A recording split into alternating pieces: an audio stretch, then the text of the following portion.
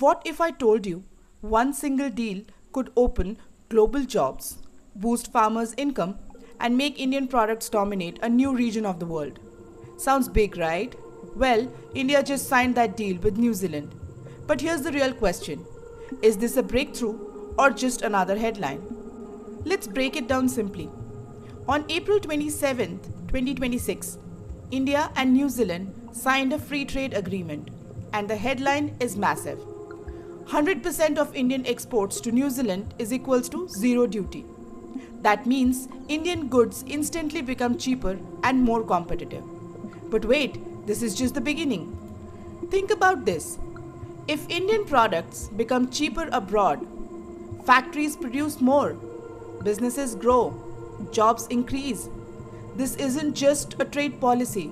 This hits employment, salaries, and everyday life. But which industries actually win big here?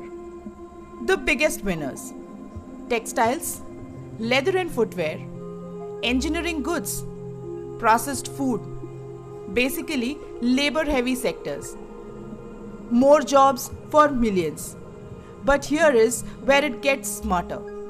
India isn't just exporting more, it's also importing smarter. With this deal, India gets cheaper access to coal, wood, and metal scrap. Lower production costs is equal to stronger global competitiveness. But what about farmers? Are they at risk? This is where most trade deals fail, but this one, it plays it differently. Sensitive sectors like dairy, sugar, key crops are protected. At the same time, farmers get better technology, global practices, higher productivity. So, it's not exposure, it's empowerment. Imagine this: an Indian apple farmer using world class techniques, a beekeeper producing export quality honey, a global supply chain connecting directly to their farm.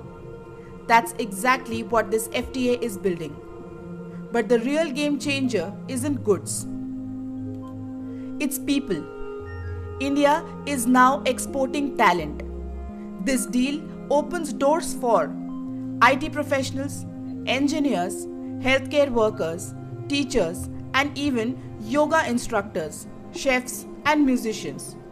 But how big is this opportunity really? Here is the number: 5,000 skilled Indians every year can work in New Zealand, plus 1,000 working holiday visas annually. And for students, work while studying, stay up to 4 years after graduation. This is not migration, this is global exposure at scale. And here is something unexpected. For the first time ever, New Zealand is opening doors to Ayurveda, yoga, traditional Indian medicine. India isn't just exporting products anymore, it is exporting culture and wellness.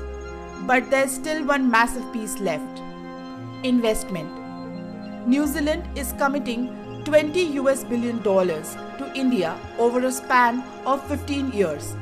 That means infrastructure growth, renewable energy projects, digital expansion. This is a long-term economic fuel. But why does this deal matter globally? Because this isn't just about New Zealand.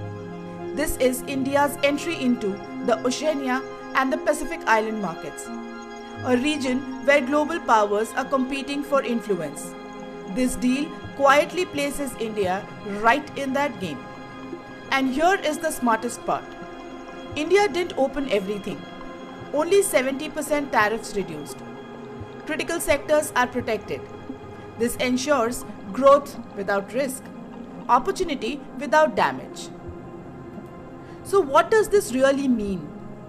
This FTA is about jobs, farmers, global careers, strategic power. India is no longer just participating in global trade, India is shaping it. And this deal might just be the beginning.